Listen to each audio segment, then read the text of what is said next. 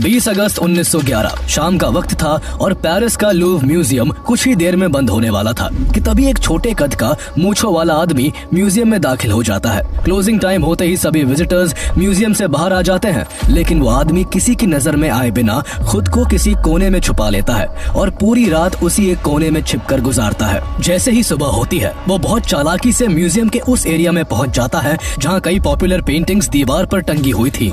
वो दाएं बाएं नजर घुमाता है, वहाँ कोई नहीं था। मौका देखते ही वो आदमी दीवार से एक पेंटिंग उतारता है, उसे एक सफेद कपड़े में लपेटता है और म्यूजियम से बाहर निकलकर शहर की भीड़ में कहीं गायब हो जाता है। उस आदमी ने बहुत ही आसानी से सदी की सबसे बड़ी आर्ट हाइस्ट को अंजाम दे दिया था। उसने जो पेंटिंग चुराई थी उसका नाम मोनालिसा था, जो तब करीब 400 साल पुरानी थी और 100 से भी ज्यादा सालों से लूव म्यूजियम में लोगों के आकर्षण का केंद्र बनी हुई थी। यूं तो मोनालिसा एक बहुत ही कीमती और बेहद खास पेंटिंग थी, लेकिन 400 सालों में भी वो इतनी पॉपुलर नहीं हुई थी जितनी वो इस चोरी के 2 दिन बाद ही बन जाती है। मोनालिसा पूरी दुनिया में इतनी फेमस हो जाती है कि पेंटिंग में रत्ती भर भी रुचि ना रखने वाला इंसान भी उसका नाम जान जाता है। पर आखिर वो छोटे कद का मूंछों वाला आदमी कौन था जो दुनिया के सबसे बड़े और फ्रांस के सबसे सिक्योर म्यूजियम से दुनिया की सबसे फेमस पेंटिंग को लेकर फरार हो गया? और सबसे जरूरी बात, आखिर इस पेंटिंग में ऐसा क्या खास है कि जहां फ्रांस के सम्राट नेपोलियन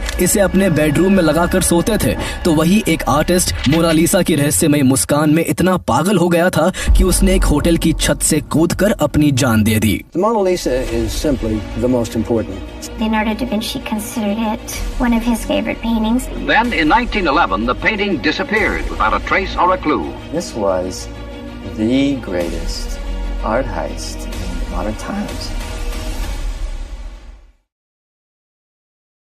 मोनालिसा की कहानी जानने के लिए हमें आज से करीब 500 साल पीछे 16वीं शताब्दी में चलना होगा, जब इस पेंटिंग को बनाया गया था। मोनालिसा को बनाने वाले शख्स का नाम लियोनार्डो डा विंची था, जो इटली के रहने वाले थे। लियोनार्डो डा विंची एक जीनियस और बेहद मल्टी टैलेंटेड इंसान थे। वो writer, painter, inventor, architect, sculptor, engineer, mathematician, astronomer और जूलॉजिस्ट समेत दर्जन से ज्यादा प्रोफेशंस में माहिर थे। उनका हर काम जिज्ञासा से भरा हुआ था। उनके अंदर हर काम को परफेक्शन से करने की भूख थी। लियोनार्डो डा विंची एक ऐसे एक्सपेरिमेंटर इंसान थे जिन्होंने टेक्नोलॉजी और आर्ट्स में चीजों को एक अलग नजर से देखा और अपने हर काम को बड़े ही यूनिक तरीके से किया। Lady with an ermine, the last supper और the virgin of the rocks जैसी कई बेहतरीन पेंटिंग्स बनाने के बाद लियोनार्डो साल 1503 में एक नई पेंटिंग पर काम शुरू करते हैं। उन्हें इस पेंटिंग का काम एक Italian silk merchant Francesco del Giocondo ने सौंपा था, जो लियोनार्डो से अपनी पत्नी लीसा डेल जियोकोंडो की पेंटिंग बनवाना चाहता था।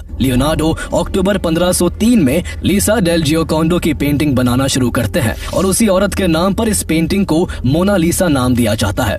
मोना एक इटालियन वर्ड है जिसका मतलब मैडम या फिर माय लेडी होता है। लियोनार्डो अपने हर काम की तरह इस पेंटिंग को भी पूरी शिद्दत से बनाने में जुट गए। वो पूरे 4 साल तक इस पेंटिंग को एक एक बारीकी के साथ बनाते रहते हैं, लेकिन फिर भी पेंटिंग पूरी नहीं बन पाई। अभी भी उन्हें वैसा परफेक्शन नहीं मिल पाया था जैसा उन्हें चाहिए था। किसी कारण वो इस पेंटिंग को बीच में ही अधूरा छोड़ देते हैं। आगे चलकर जब 1516 में फ्रांस के सम्राट ने लियोनार्डो डा विंची को फ्रांस आने के लिए बुलावा भेजा, तो वो अपने साथ उस अधूरी पेंटिंग को भी ले गए। फ्रांस में पेंटिंग पर फिर से काम शुरू हुआ, लेकिन 1517 में लियोनार्डो के राइट हैंड को लकवा मार गया और 2 साल बाद 1519 में उनकी मौत हो गई, जिस कारण मोनालिसा कभी पूरी नहीं बन पाई। ये हैरान करने वाली बात है कि दुनिया की सबसे मशहूर पेंटिंग इनकम्प्लीट है, लेकिन लियोनार्डो डा विंची की ये बेमिसाल कलाकारी ही थी कि उनके अधूरे काम में भी एक अलग तरह का परफेक्शन था।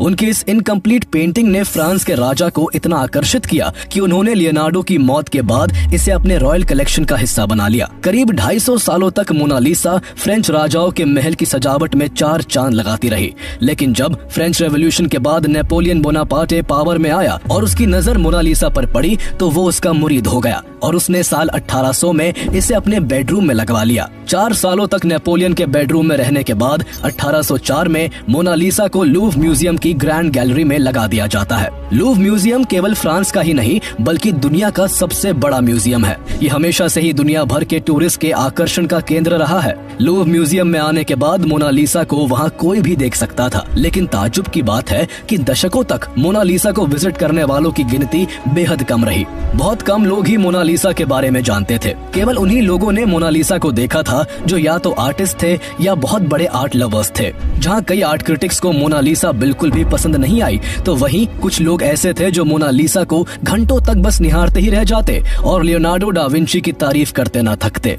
उन्हें मोनालिसा अधूरी होकर भी अधूरी नहीं लगती थी। लियोनार्डो ने इस पेंटिंग को बनाने के लिए 30 से भी ज्यादा लेयर्स का इस्तेमाल किया था। कुछ लेयर्स तो इंसानी बाल से भी बारीक थी। पेंटिंग देखने में बड़ी लगती है, लेकिन असल में ये केवल 30 बाय 21 इंच की है और इसका वजन 8 किलोग्राम है।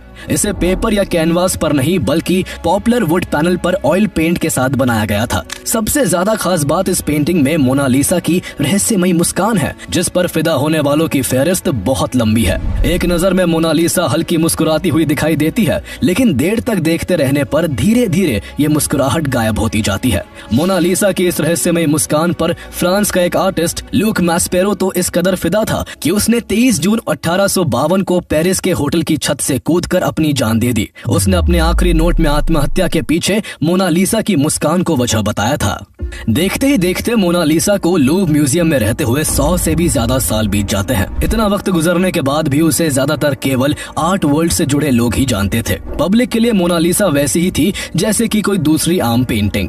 लोगों ने उसे कभी सही से अटेंशन के साथ देखा ही नहीं था। लेकिन साल 1911 में ये सब कुछ बदलने वाला था और इसे बदलने वाले शख्स का नाम था विंचेंजो पेरुजिया। पेरुजिया इटली का रहने वाला था और उसे हमेशा से ये बात खाई जाती थी कि जब मोनालिसा एक इटालियन लेडी की पेंटिंग है और इसे बनाने वाला भी एक इटालियन था, तो फिर किस हक से फ्रांस ने उसे अपनी प्रॉपर्टी मानकर अपने यहाँ रखा हुआ है। इसके बाद वो ठान लेता है कि वो मोनालिसा को फ्रांस से वापस इटली लाएगा। वो इसी प्लान के साथ 1908 में इटली से पेरिस आ जाता है और लूव्र म्यूजियम में नौकरी करने लगता है। यहाँ उसका काम पेंटिंग्स की सफाई करना, उन्हें दोबारा फ्रेम करना और कभी कभी पेंटिंग्स के मजबूत केसेस बनाने का था। एक बार जब मोनालिसा का बॉक्स फ्रेम तैयार किया जा रहा था, तब पेरुजिया भी उसे बनाने वाली टीम में शामिल था, जिस वजह से उसे ये भी पता था कि चंद मिनटों में उस बेहद जटिल फ्रेम को कैसे ओपन किया जा सकता है। लूव्र म्यूजियम की एक एक जगह, एक एक रास्ता और सिक्योरिटी से जुड़ी हर छोटी से छोटी डिटेल जान लेने के बाद विंसेंजो पेरुजिया लूव्र म्यूजियम की जॉब छोड़ देता है। नौकरी छोड़ने के बाद वो अपने जॉब एक्सपीरियंस के बेस पर मोनालिसा को चोरी करने की साजिश रचता है। काफी वक्त तक वो एक एक पॉइंट पर बारीकी से सोच विचार करता है। पूरा प्लान बनने के बाद 20 अगस्त 1911 को संडे की शाम वो लूव्र म्यूजियम में दाखिल हो जाता है। म्यूजियम में घुसकर वो सलोन केयर की ओर बढ़ता है, जहाँ कई पेंटिंग्स थी, लेकिन उसकी नजर उनमें से केवल मोनालिसा पर थी। वो मोनालिसा की तरफ बढ़ता है, एक मुस्कुराहट के साथ उसे देखता है, लेकिन फिर अगले ही पल अपने कदम पीछे कर लेता है। उसे चोरी अभी नहीं करनी थी, क्योंकि वहाँ आसपास लोग थे, सिक्योरिटी थी और वो चोरी करते पकड़ा जा सकता था। उसका प्लान ये था कि वो पूरी रात म्यूजियम में छिपकर गुजारेगा और अगले दिन सोमवार की सुबह मोनालिसा को चोरी करेगा।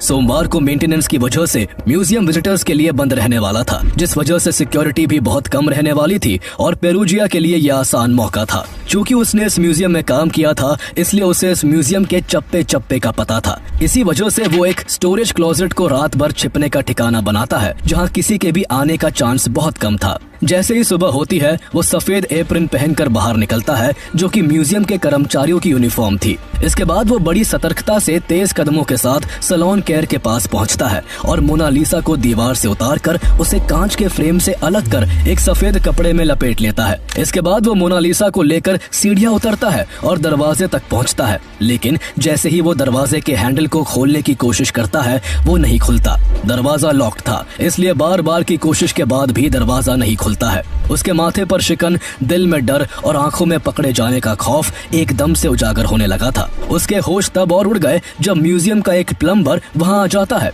पकड़े जाने का डर उस पर हावी होने लगा। किसी तरह उसने अपने हाव भाव संभाले। उसकी सांस में सांस तब आई जब वो प्लम्बर उसकी व्हाइट ड्रेस देखकर धोखा खा गया और उसने उसे म्यूजियम का कर्मचारी समझकर गेट खोलने में उसकी मदद कर दी। इसके बाद विंसेंजो पेरुजिया उसे धन्यवाद कहकर बड़ी आसानी से मोनालिसा को अपने साथ लेकर लूव्र म्यूजियम से बाहर निकल आया। 24 घंटे तक किसी को पता ही नहीं चला कि मोनालिसा चोरी हो चुकी है। म्यूजियम में अक्सर पेंटिंग्स को सफाई या फोटोग्राफी के लिए हटाया जाता था, इसलिए किसी ने मोनालिसा की खाली जगह पर ध्यान नहीं दिया। ट्यूसडे की दोपहर जब लुई बेरोड नाम का एक फेमस पेंटर मोनालिसा की एक नकल बनाने के लिए लूव म्यूजियम पहुंचा तो उसने देखा कि मोनालिसा की जगह केवल 4 कील और उनके बीच धूल की परत जमा थी। इसके बाद म्यूजियम का एक कर्मचारी मोनालिसा को ढूंढने में लग गया, लेकिन कोना कोना छान लेने के बाद भी वो नहीं मिली। जैसे ही ये बात म्यूजियम के मैनेजमेंट तक पहुंची, वहाँ हड़कंप मच गया।